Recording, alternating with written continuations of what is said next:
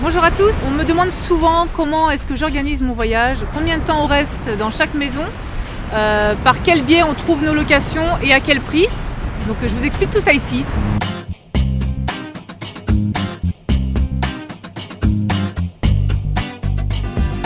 Alors comment est-ce qu'on organise le voyage?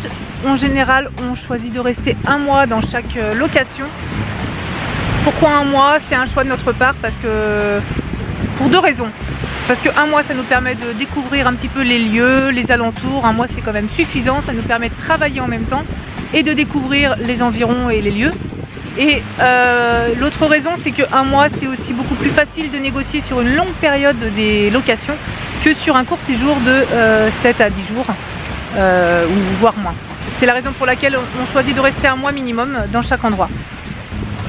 Comment est-ce que je fais pour trouver les biens, les locations, et est-ce que j'ai déjà eu des difficultés? Eh bien en fait non, jamais vraiment. Il y a beaucoup d'offres sur Airbnb, en tout cas là dans le sud, hein, Espagne, Portugal, Italie, il y a énormément d'offres. On verra si c'est la même chose dans les pays de l'Est. Mais pour le moment, j'ai jamais vraiment eu de problème. Comment je fais? Je fais comme vous quand vous partez en vacances. Je fais un repérage dans un premier temps. Je regarde un petit peu les biens qui sont proposés, les tarifs. Et puis je compare.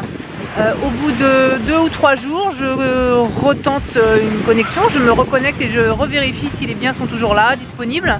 Et s'il n'y a pas de nouveautés aussi. Parce que ça arrive qu'il y ait des nouveautés sur Airbnb qui soient mis en place et les prix sont bradés.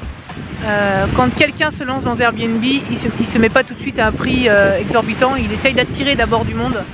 Pour attirer, le prix attractif peut être une solution. Donc en général, J-10, je vérifie tout ça s'il n'y a pas de nouveauté. Et à J-7, je peux commencer à faire ma proposition. Qu'est-ce que c'est que faire ma proposition? Tout simplement, je sélectionne 4 ou 5 biens et j'envoie un mail à chaque Airbnb. Dans ce mail, je me présente, je présente la famille et je présente le voyage, notre projet. Ils peuvent se référer aux avis qu'on a déjà sur notre profil, et ce qui est plutôt une bonne chose, puisque en général, plus on a d'Airbnb avec qui ça se passe très bien, et plus les gens ont également envie de nous faire confiance, et puis d'adhérer à notre projet et d'accepter une réduction de prix. Il faut savoir que j'essaye de négocier à environ 22-23 € par nuit, ce qui est assez peu finalement. Ouais, c'est bien mon cœur. Ce qui est assez peu, 22-23 € par nuit. La plupart des Airbnb, même dans des endroits assez reculés, ils sont aux alentours de 30 € minimum. Bien sûr, ça peut aller en ville bien au-delà. Mais entre 30 et 40 €, c'est le prix moyen d'un Airbnb pour les critères qu'on recherche, avec 2 chambres, pas très loin d'une ville, à 10-15 minutes d'une ville, et assez moderne, enfin voilà, confortable malgré tout. Faut compter entre 30 et 40 €. Donc pourquoi est-ce qu'ils acceptent de réduire? Eh bien déjà parce que je fais une proposition assez tardive, donc une semaine voire même moins, à des fois 5 ou 3 jours de la date butoir. Donc ils voient bien que eux de leur côté c'est toujours pas loué. Tant pis pour moi si c'est loué entre temps, hein. Mais du coup il vaut mieux pour eux louer au prix divisé par 2 que à 0, et de laisser leurs biens vides. Donc c'est assez facile finalement de faire une proposition, de lancer ces mails là une semaine avant, voire même moins. On a beaucoup plus de chances d'avoir des retours positifs. Ils prennent quand même le temps de regarder nos profils, de regarder le blog, enfin voilà, ils voient notre présentation, ils voient qu'on est des gens sérieux, qu'on a toujours laissé les maisons et les apparts en très bon état et qu'ils peuvent nous faire confiance. Après ils peuvent ou pas faire cette réduction, et il y a des familles qui ont vraiment besoin de cet argent là, qui n'acceptent pas tout simplement de brader leur maison ou leur appartement à 22-23 € par nuit.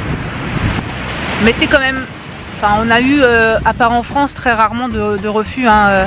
Là j'ai encore trouvé pour la prochaine fois, j'ai bradé à 50% un bien qui était à, alors je crois que c'était 45 € la nuit, et je l'ai eu à 22 € la nuit. Voilà, qu'est-ce qu'on met dans notre voiture? C'est aussi la question qui revient souvent. Alors qu'est-ce qu'on met dans notre voiture? On n'est pas si chargé que ça, contrairement à ce qu'on peut voir sur les photos où c'est le bazar. C'est juste qu'on a mal optimisé l'espace, je pense. On a une valise chacun. Dans la valise à Christophe, il y a ses habits et les serviettes de toilette. On a 4 à 5 serviettes de toilette. Dans ma valise à moi, il y a mes habits et les habits de rechange, notamment du printemps-été. Là, on a les vestes, les foulards, les petites chaussures plus légères, et puis une paire de baskets pour moi. Et puis voilà, tenue de sport. Dans la valise des enfants, il y a uniquement leurs habits à eux, et puis leurs veilleuses, quelques doudous, enfin voilà, le minimum.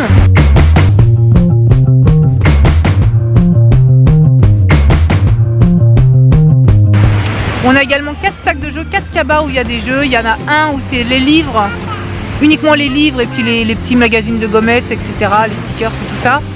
Un autre où c'est les jeux de société, les puzzles, voilà, les perles et tout ça. Un autre où c'est uniquement les Barbie, les robots, et un autre où c'est les dinosaures, les voitures, donc ça prend de la place en fait. C'est ça qui prend le plus de place, c'est les jouets qu'on met au-dessous des pieds des enfants, mais qui prennent de la place quand même. On a également le drone, l'imprimante qui prend de la place également, la boîte à pharmacie, la valise à pharmacie, et 2 caisses de cuisine. Je pense que ça, on pourrait quasiment s'en passer. Dedans, il y a quelques ustensiles, un plat à four, quelques torchons, les serviettes que je ramène. Et puis quelques aliments, quelques denrées qui s'utilisent sur du long terme, donc les tisanes, le miel, voilà, des choses comme ça.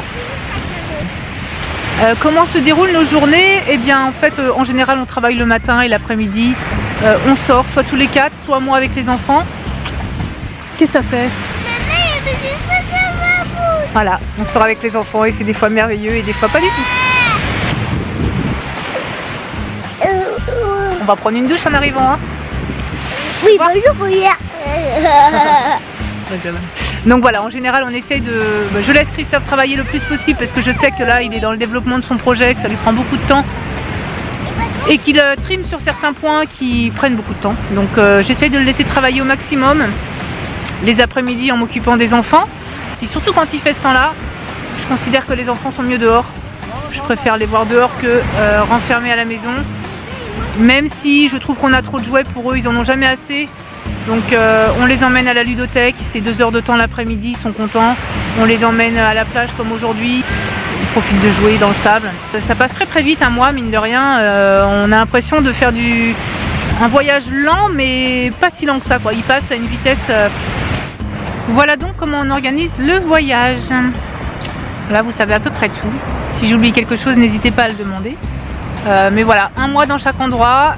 On réduit le prix à 22-23 € la nuit et ça se passe au mieux. Ça se passe au mieux.